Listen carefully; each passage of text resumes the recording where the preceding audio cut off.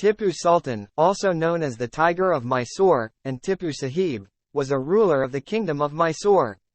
He was the eldest son of Sultan Hyder Ali of Mysore. Tipu introduced a number of administrative innovations during his rule, including his coinage, a new Mauludi lunisolar calendar, and a new land revenue system which initiated the growth of Mysore silk industry. Tipu expanded the iron-cased Mysorean rockets and commissioned the military manual Fathul Mujahidin. He is considered a pioneer in the use of rocket artillery. Tipu Sultan deployed the rockets against advances of British forces and their allies in their 1792 and 1799 Siege of Srirangapatna.Napoleon, the French commander-in-chief who later became emperor, sought an alliance with Tipu.